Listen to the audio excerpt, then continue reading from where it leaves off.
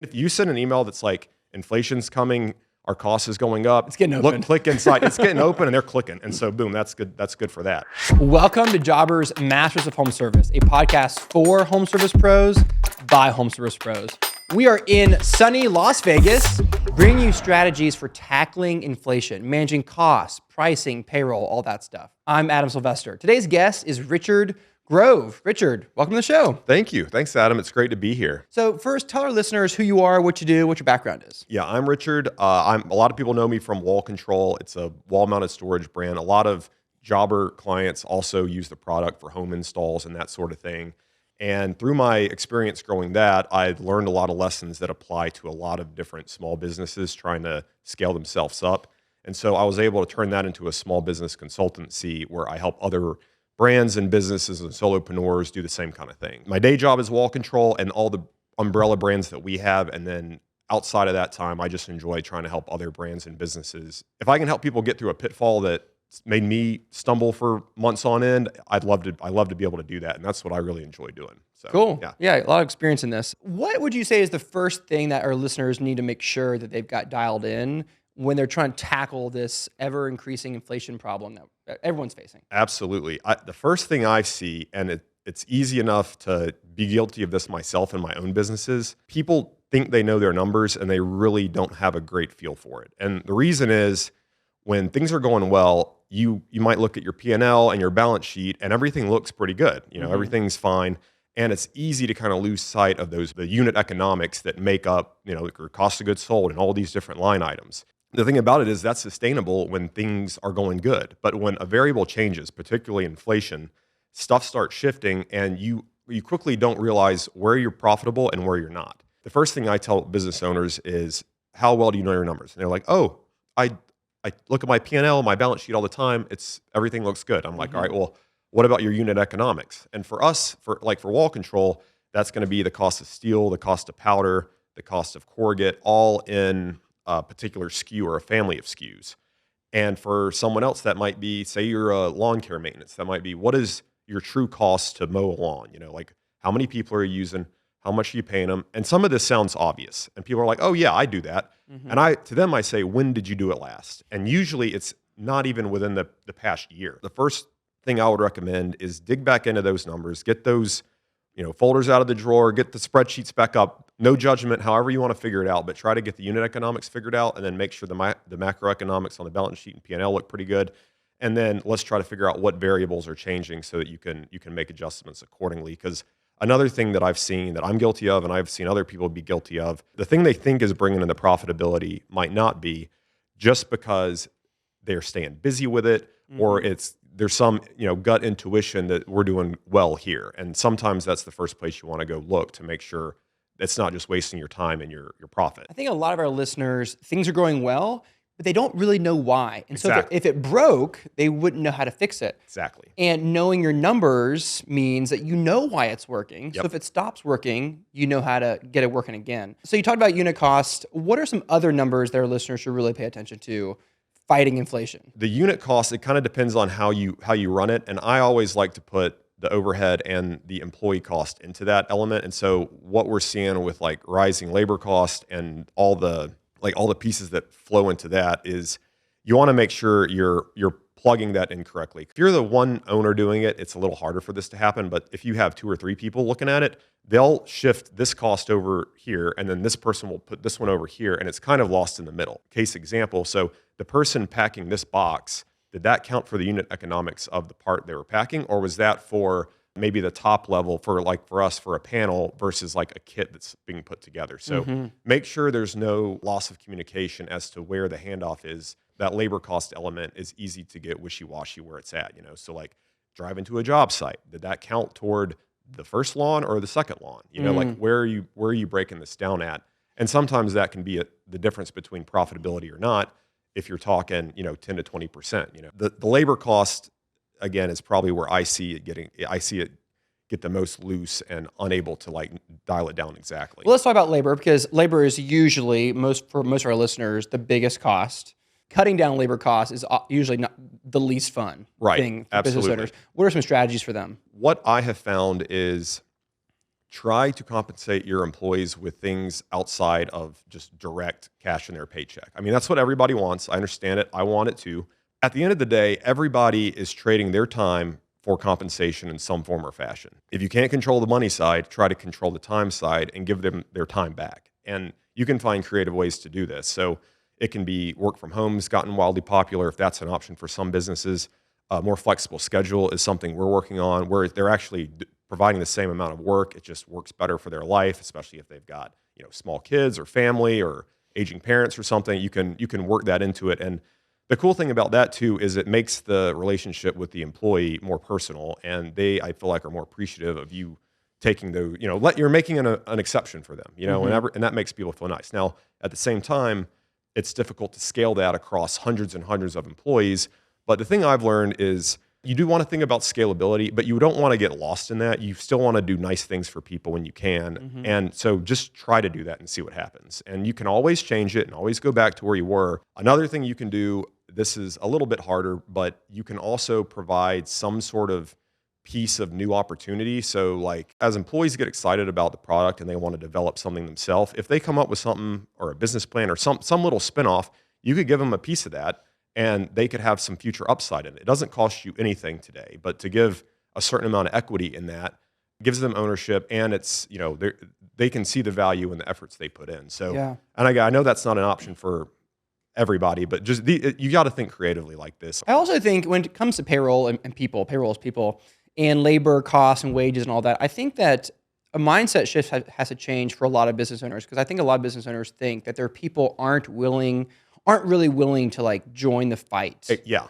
But a lot are. Yes. And I think a lot of team members are willing to suck in a little bit, work a little bit longer to avoid having to get that piece of equipment or hire that second person if it helps the company in the long run. So I think shifting our mindset a little bit and being like, hey guys, we're in this together. Let's go tackle this, instead of being like, I'm all by myself, my people don't care. I think that's not true most of the time. Absolutely. That is an excellent point, Adam, because I've seen this firsthand. An employee might not even seem motivated. You might be like, they don't even care. I had one employee and I kind of saw where their interest was. And I was like, hey, we're trying to do this thing that's in a similar space. Do you have an interest in going to this conference and kind of doing some recon and helping develop a particular unit that might work well in that space? And then they just took to it. It's like a completely different employee the next day, So if they're just in spreadsheets and working on operational things and get it in, get it out, it just isn't there. So that's a really good point. And they have to be aware. They're not sitting in the same seat as you, and so they don't know all the stuff that you know until you tell them, and then they can take some different actions. My buddy Oscar Gill, he's a jobber friend. Every time he comes up with a new revenue stream, one of his people takes it by the horns and just learns it and just learns everything about it. Richard, this is a great conversation. I'm going to pause for a minute, talk about Jobber. One of the things that really changed my life with Jobber is several years ago, I was telling my clients that we would automatically invoice them. And it wasn't automatic. It was just Adam going in every month and just tapping the invoice button hundreds of times. And one time I was driving to my wife's family for vacation. I was doing it. My wife was driving. It took so long and I hated it. And then Jobber came out with automatic invoicing. And for my lawn mowing business, we have hundreds of invoices every week. That's a game changer. That changed my life, literally. And so I love Jobber for that. I love their automatic invoicing a lot. I love all their features, but that was one very dear to my heart. New users get an exclusive discount at jobber.com/podcast deal, and go get Jobber. It'll change your life. Okay, so managing costs. Yeah. Huge one. Right. What are some ways that our listeners can what are some costs we can just cut today? And then what are some costs that we can cut over time? Everybody does have something that can absolutely be cut, and Totally. That is going back to the numbers and understanding your unit economics in your business. We went through this phase where it was like more seemed better, more SKUs, more selection, more custom, more all this stuff. And so you end up spreading yourself thin, and you kind of lose your focus, and you're not going right after what your core business is. So we cut tons of it, and it led to really good profitability. You would think like, oh man, you can't cut all that because you're going to lose 30% of your revenue, and that's not what happened. In fact, you increase revenue because you took away a little bit of paralysis by analysis from your customer, and less selection led to more conversion. But it's also a fine thing, because another thing we've learned with pricing, especially going through this inflationary time, is rather than just cut something, sometimes it makes sense to tier pricing. And the thing that used to be the only offering at that price point, you can now move to maybe a good, better, best model and make that just the good option. Tailor it down a little bit, take some bells and whistles off of it, and leave the price point the same, so you're not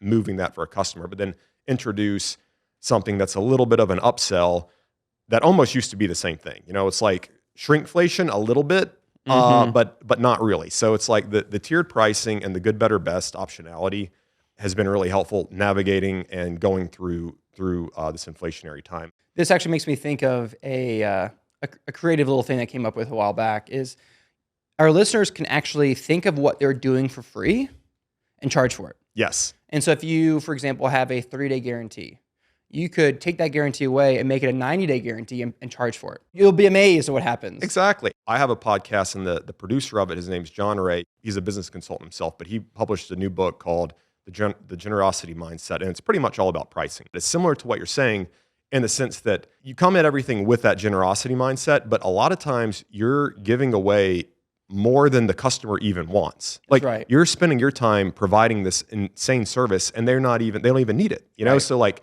go ahead and don't be afraid to move that around and charge for it or eliminate it, and nobody's going to mind at all. It's going to benefit everybody. It's a much more efficient conversation. Yeah, and generally the thing that the client doesn't really care about is the thing that causes our in-field staff the most headaches. Yeah, exactly. And so ask your staff, like, what's the most annoying thing about your day? And it often will be like one of the greatest inefficiencies in your company. Yeah.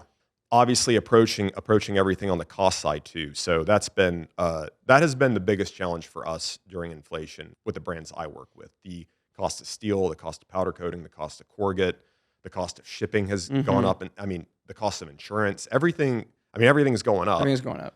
How do you negotiate with those suppliers? Like, any tactics on yes. getting better rates and stuff? I would say, and that has been the hardest part for us, because we on some of these brands we're dealing with big Fortune 100 companies who have much more, weight and leverage. Yeah, they're so much harder to negotiate with. And the thing we found is it has got to be tied to something solid. You can't just loosey-goosey be like, oh, I need a 10% cost increase on steel. St. Louis Fed publishes like really good graphs that are free to everybody online. You can go search cost of sheet steel and you can see the graph. You can screenshot that. You can put that in a presentation and say, look, from this date to this date, my cost of steel's gone up 11.75%.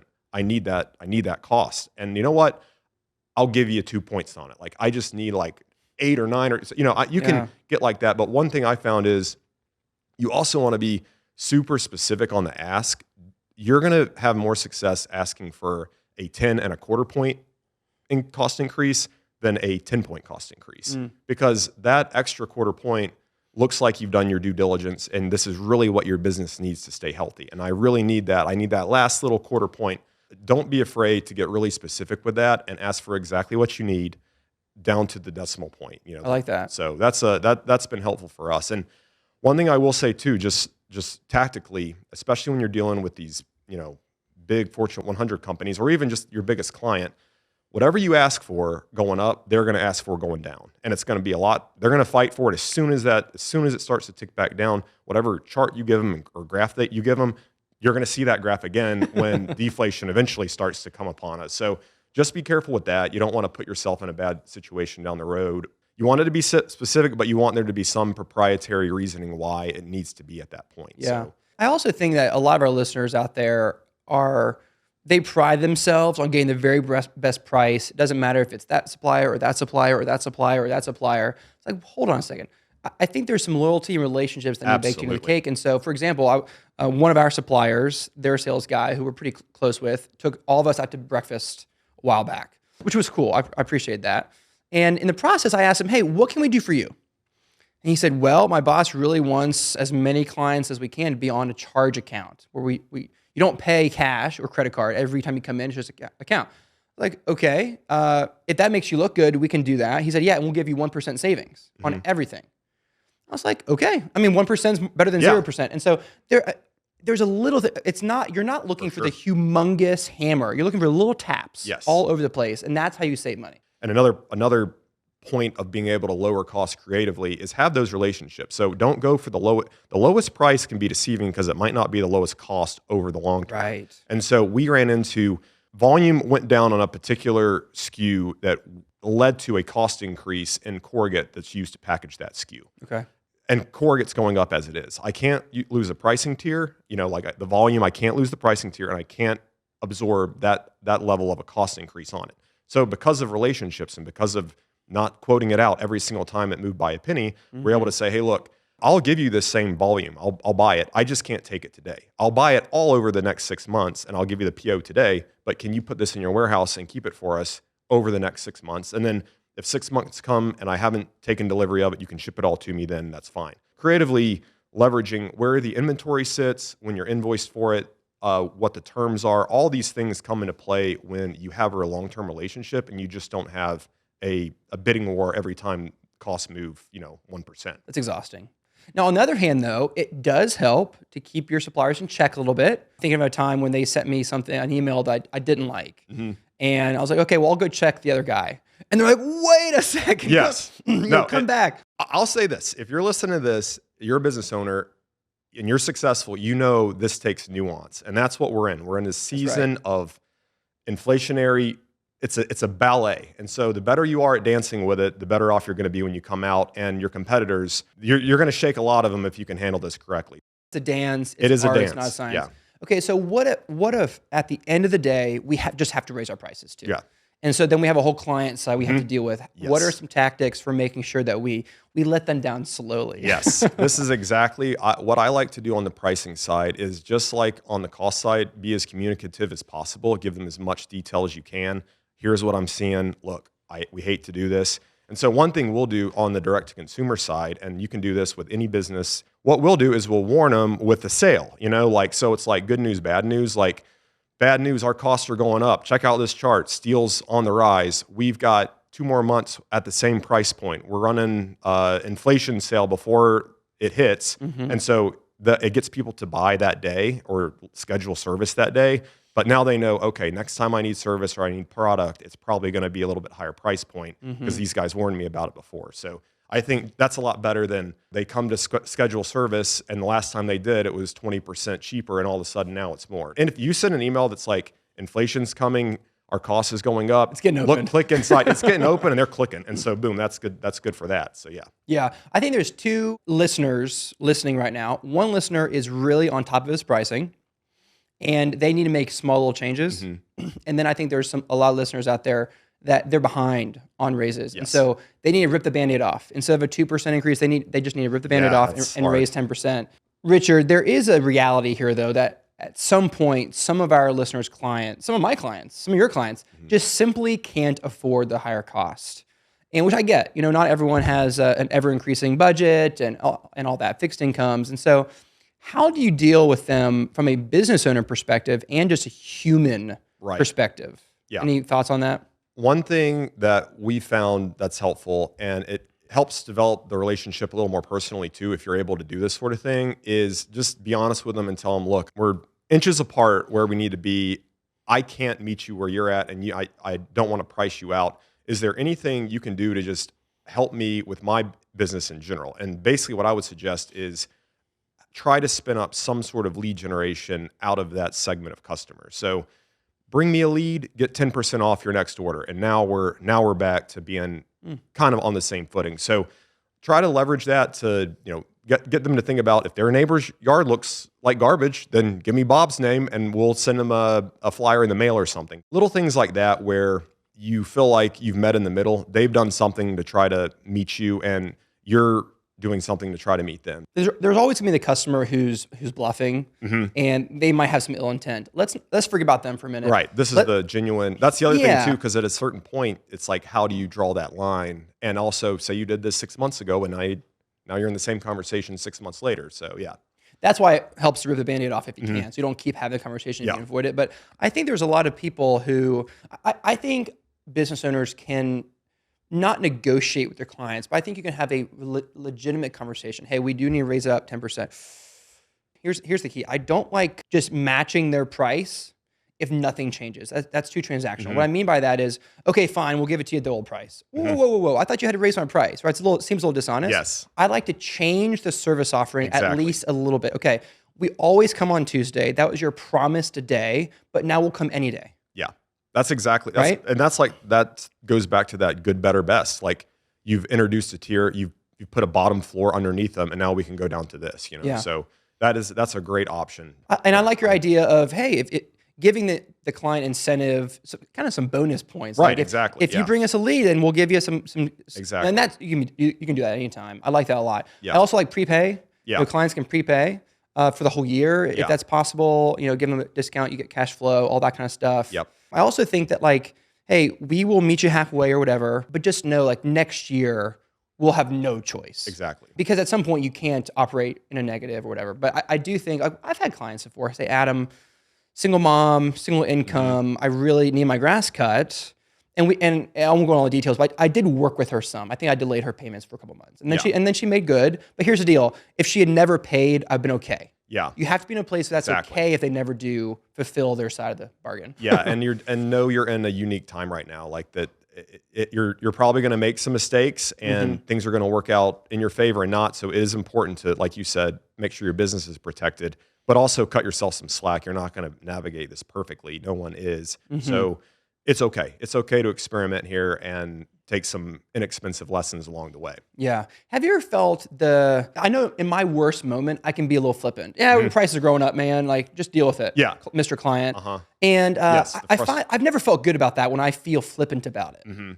Yeah, you don't want the negotiation to end emotionally at all. Richard, as we close, where do you think we're headed with inflation, and what's the future look like? What's your take on that? Just before we came on the air yesterday, at the time of this recording, there was another CPI printout that had inflation way hotter than everybody expected. And that seems to have been the theme. It seems like we fell off these really high peaks, and now we're kind of hanging out at this level that's still too high, and there's no indication that it's going to tick back down. I'm telling our companies and the companies I work with to hunker down. It doesn't, before they were saying we're going to get 6 rate cuts this year. Well, now we don't know if we're going to get any. Going from that to this tells you that even the Fed's not sure where we're going to end up. I think you should just be conservative and plan on, I don't think inflation is going to take off again like 9% like it did before, but I do think it's going to hang around higher than 2% where they want it to be. So I'm planning for 3 to 4% throughout at least the next year, and maybe even no rate cuts